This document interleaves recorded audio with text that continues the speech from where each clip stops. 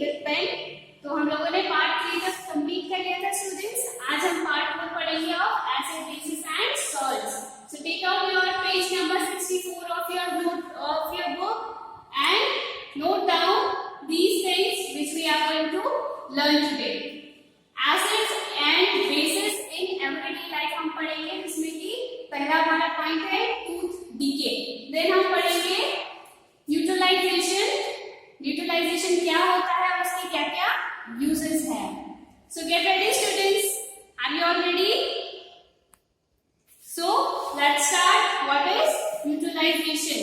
Neutralisation क्या होता है स्टूडेंट्स? मैंने आपको पहले भी बताया था कि जब कोई एसिड और बेस मिलता है और क्या रिएक्शन होती है, सॉल्ट फॉर्म होता है plus water, that is only called neutralisation.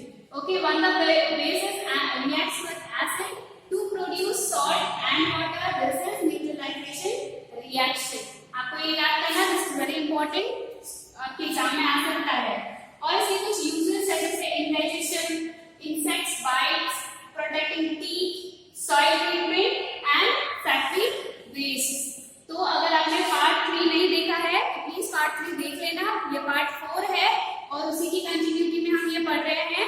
So be careful, अच्छे से पढ़ाई करें। और अब आपकी बुक का पेज नंबर 64 निकाल लीजिए, जिसमें कि ये हेडिंग दे रखी है acids and bases in everyday life. Students, here you can see the heading acids and bases in everyday life। तो सबसे पहला क्या है हमारा? tooth decay।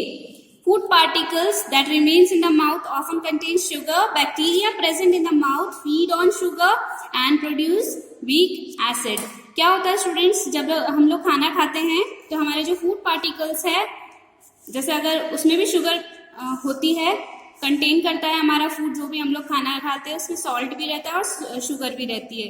ठीक है, तो जो शुगर रहती है वो हमारे माउथ में प्रेजेंट रहती है बहुत टाइम के लिए, अगर हम लोग अच्छे से दांत क्लीन नहीं करते हैं तो। और वही क्या क्रिएट करती है, जो बैक्टीरियाज होते हैं हमारे माउथ के अंदर, वो शुगर फीड करते हैं और क्या प्रोड्यूस करते हैं? Weak acid. If teeth are not kept clean, the acid produced by bacteria damages the teeth and the gums। Here you can see a picture students, जिसमें कि teeth दिखा रखा है, देन उसका गम दिखा रखा है। तो पहले ये जो डीके होता है, सबसे पहले बैक्टीरिया कहाँ अटैक करता है? हमारे टूथ के अपर लेयर पे, और फिर वो धीरे धीरे कैविटी बढ़ती जाती है, ठीक है, और गम्स तक अटैक कर देती है।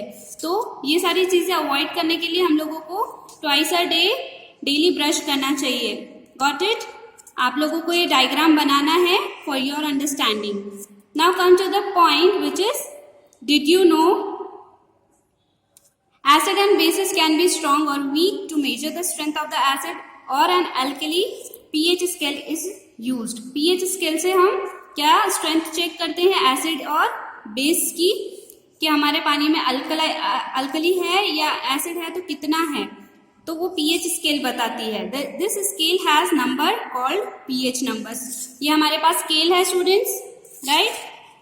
इसमें आप नंबर्स दे रखे हैं, यहाँ पर आप देख सकते हैं कि स्केलिंग कर रखी है। तो 1 mm से लेकर 30 सेंटीमीटर तक हम लोगों को ये रेंज दे रखी है इस स्केल में। बट ये जो pH स्केल होती है स्टूडेंट, इस pH स्केल का स्टार्टिंग कहाँ से होता है? 1 to लास्ट क्या है? 14। 1 to 14 pH number of scale में दिए रहते हैं, ठीक है। Pure water has pH 7। जो हमारा पानी हम लोग पीते हैं क्लीन वाटर, उसका pH स्केल का माप कितना होता है? 7। This is considered neutral. और ये कैसे कंसीडर करते हैं हम कि पानी न्यूट्रल है, ना उसमें अल्कलाई ज्यादा है ना उसमें एसिड ज्यादा है, बस न्यूट्रल है। pH 1 is strongly acidic and the pH 14 is strongly basic. But हम लोगों को क्या चाहिए होता है? दोनों का बीच का, कौन सा? 7 हम लोगों का pH स्केल रहना चाहिए पानी का, जो हम पानी पीते हैं। क्यों? क्योंकि वो एक न्यूट्रल जैसा एक्ट करता है। Got it? Now come to the page number 65।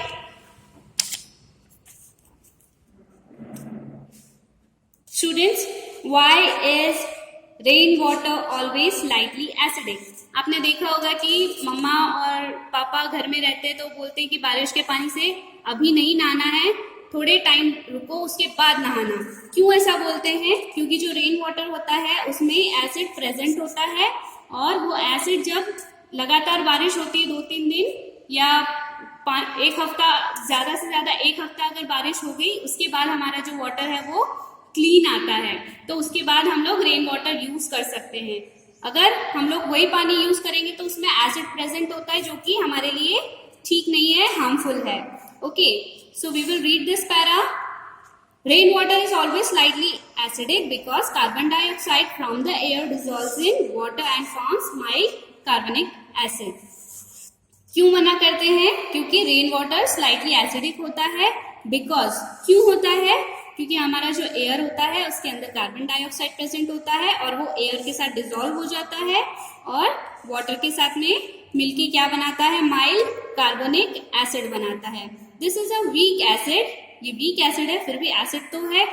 So even weak acids are corrosive. और यहाँ पे कोरोजन जो ये फोटोज दिखा रखी है, ये जो इमेजेस आप देख रहे हैं स्कल्पचर्स की, ये बहुत पुरानी स्कल्पचर्स है स्टूडेंट्स, करीब 100 years पुरानी। तो इसमें क्या होता है, स्कल्पचर जब बनाई थी तो स्टोन जो यूज किया था, उस स्टोन पे ये पानी गिर गिर के रेन वाटर आ के ये जो स्कल्पचर है आपको कोरोसिव दिख रही होगी। यहाँ कोरोसिव का मतलब सिर्फ आयरन में कोरोजन होना ऐसा नहीं है स्टूडेंट्स, हमारे स्टोन्स पे भी ये एसिड गिरता है तो इसको भी एक कोरोसिव नाम ही पढ़ेंगे हम। The rainwater being slightly acidic permanently damages the sculpture in the long run. Many of our historical monuments have been damaged because of exposure of rain for many years. Monuments must be protected from rain. और हम लोगों को इनको बचाना है। Sculpture बहुत पुराने हैं, हमारी हिस्ट्री है, तो इनको हमें बचाना है। बट हम कुछ ऐसा कर नहीं सकते हैं, ये बहुत पुराने हैं और बहुत ओपनली टेम्पल ये सारे बने हुए हैं। तो इसमें हम लोग देख सकते हैं कि एग्जाम्पल कि कैसे एसिड वाटर से हमारे जो स्कल्पचर है उस पे स्टोन पे भी हम कोरोसिव जो प्रभाव है उसका देख सकते हैं। Got it? Now come to the neutralization. What is neutralization students? अभी मैंने आपको समझाया कि जब बेस रिएक्ट करता है एसिड से तो क्या बनाता है? Salt and water, that is called neutralization reaction. Right? आप लोगों को ये याद हो जानी चाहिए अभी तक। In a neutralization reaction the acid loses its acidity. Acid क्या लूज करता है? उसकी acidity. And the base its alkalinity. जो बेस है उसकी एल्कलैनिटी लूज करता है और जो एसिड है उसका एसिडिटी लूज करता है। एज अ रिजल्ट हमको क्या मिलता है? Neutral solution. क्या मिलता है? Neutral solution. Neutralization reaction are very useful. Many industries chemical processes involves neutralization reaction. Neutralization reaction are also used to treat industrial liquid waste that is acidic or basic in nature. बहुत सारे industry में भी ये treatment किया जाता है neutralisation का और ये बहुत ही यूजफुल होता है स्टूडेंट्स। सो ये बहुत ज्यादा यूज में आता है। These reactions are also extremely useful in changing acidic to basic soil to neutral soil. जो हमारी सॉइल होती है स्टूडेंट्स, अगर वो बहुत ज्यादा एसिडिक है या फिर बहुत ज्यादा बेसिक है तो उसको न्यूट्रल करने के लिए भी, ताकि हम लोगों को जो प्लांट में चाहिए वो हमको मिल जाए, इसलिए तो ये प्लांट्स अच्छे से ग्रो कर पाए और हम लोगों को जो मिनरल्स सॉइल में चाहिए वो पाने के लिए हम सॉइल का ट्रीटमेंट करते हैं, जिसको न्यूट्रलाइजेशन रिएक्शन कहते हैं हम, और वो सॉइल में भी की जाती है ताकि हमको प्लांट की ग्रोथ अच्छी मिल सके। Got it student? So this is called neutralization. नाउ हम इसके यूजेस पढ़ते हैं कि क्या क्या होते हैं। Indigestion, uses of neutralization reaction में सबसे पहला क्या है? इनडाइजेशन। स्टूडेंट्स, हमारा जो स्टमक है वो भी सीक्रेट करता है क्या? Hydrochloric acid, HCl। आप लोगों ने पढ़ा होगा पुराने 6th क्लास में, which helps in digestion of food, जो कि हमारे फूड डाइजेशन को हेल्प करता है डाइजेस्ट करने में। At times this acid accumulates in the stomach and the person develops severe stomach pain. Stomach एक मतलब क्या होता है स्टूडेंट्स? एक मतलब भी पेन होता है. The pain subsides if the person takes tablets that contains bases such as aluminium hydroxide and magnesium hydroxide. आप लोगों ने देखा होगा स्टूडेंट्स, जब हमें स्टमक में पेन होता है या एसिडिटी होती है तो ज्यादातर लोग क्या बोलते हैं, नमक शक्कर का पानी पियो, जिससे कि हमारी एसिड लेवल और जो बेस लेवल है हमारा स्टमक के अंदर वो इक्वल हो जाए, न्यूट्रल हो जाए. उससे क्या होता है, हमारा पेन रिलीफ होता है. So that is only call कि हम लोग जो है मैग्नीशियम हाइड्रोक्साइड और जो हमारा एल्यूमिनियम हाइड्रोक्साइड है वो लेते हैं, उससे हमारा स्टमक एकदम से ठीक हो जाता है. और ये टैबलेट में क्या होता है, these tablet neutralize the acid present in the stomach and the pain subsides. और यही टैबलेट्स क्या करती है, न्यूट्रलाइजेशन का काम करती है. अगर हमारे पेट में, अगर हमारे स्टमक में एसिड प्रेजेंट है तो वो स्टमक का पेन रिलीव करती है. Got it? So now come to the point which is insect bites. Insect bite मतलब इंसेक्ट यानी जो कीड़े मकोड़े होते हैं उनका बाइट करना, यानी अगर वो काट लेते हैं तो. जैसे इसमें इंसेक्ट का नाम यहाँ पर बता रखा है कि bee, honey bee sting is painful. अगर हनी बी काट लेती तो बहुत वो पेनफुल होता है. उसी के बारे में बताया है कि हम उसको कैसे ट्रीट कर सकते हैं. अ बी और a wasp sting is painful. Insect sting contain formic acid.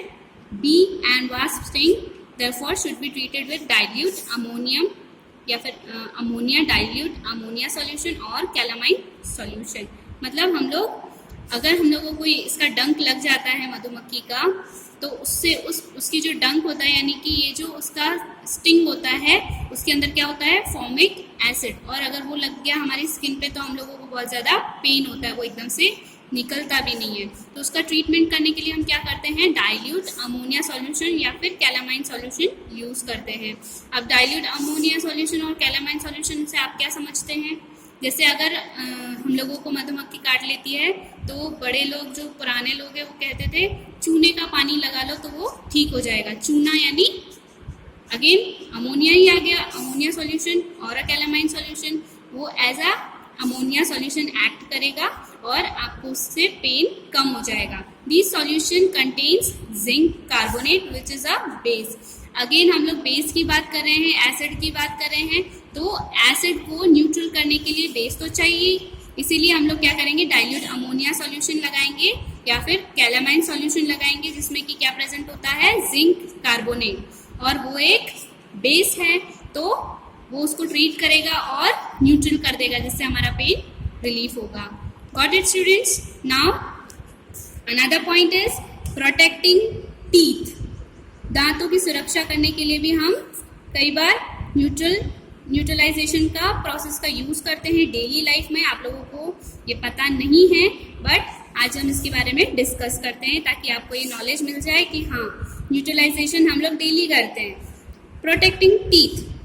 The bacteria present in the mouth feed on sugar particles and produce acid which can damage teeth.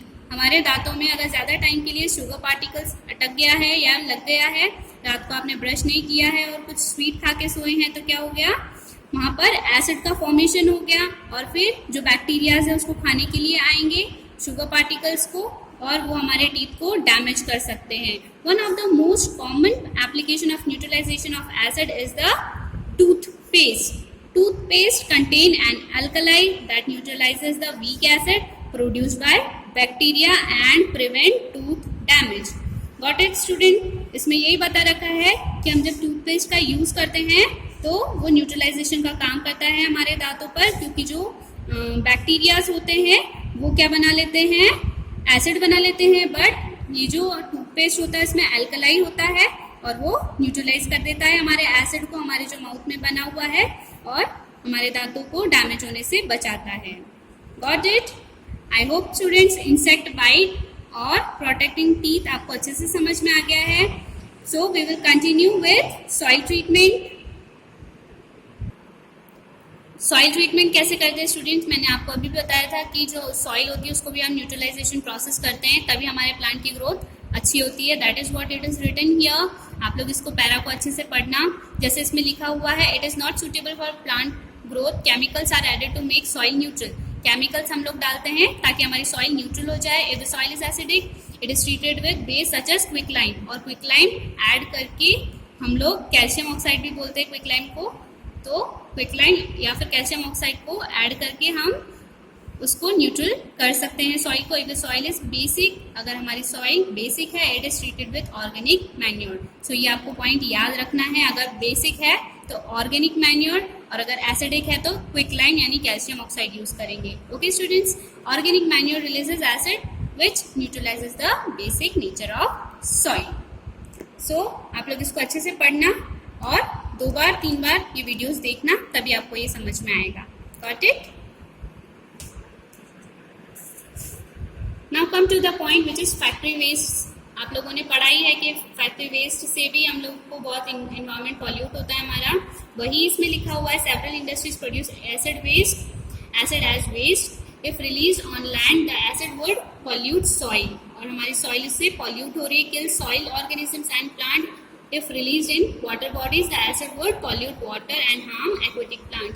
और यही फैक्ट्री वेस्ट, अगर chemical वाला पानी हम लोग खेतों में छोड़ देते हैं या फिर वाटर बॉडीज यानी कि जो सांप और अदर वाटर बॉडीज है वो सब पॉल्यूट होती है इन केमिकल से और एक्वेटिक प्लांट को और एनिमल को खत्म कर देती है. To reduce the ill effect of acids the acid waste should be neutralized before it is released into the environment. और फैक्ट्री वालों से यही हम लोग बोलते हैं कि ये सारे जो इल इफेक्ट होते हैं हम लोगों को, जो सब्जियों में चले जाते हैं, ये पॉल्यूटेड पानी से हम लोगों को जो बीमारियां हो रही है, तो फैक्ट्री वालों से ये रिक्वेस्ट है हमारी कि ये वेस्ट हमेशा न्यूट्रलाइज करके, ये जो पानी है हमेशा न्यूट्रलाइज करके हम लोगों के एनवायरनमेंट में डालें, ताकि हमारी सब्जियां, हमारी क्रॉप्स और हमारे जो वाटर बॉडीज है वो खराब ना हो. ओके स्टूडेंट्स, हियर हमारा सारा टॉपिक कंप्लीट हो गया है. एक बार आप लोग अच्छे से पूरा चैप्टर पढ़ लें और रिवाइज करें, नोट डाउन करें. ये जो रिमेंबर वाला पॉइंट है ये यू कैन सी, आप लोगों को इसका डायग्राम बनाना है. Got it students? स्टूडेंट्स आप लोग इसकी नोट्स अच्छे से प्रिपेयर कर लेना, मैं चेक करूंगी, और neat and clean diagram banana. Thank you.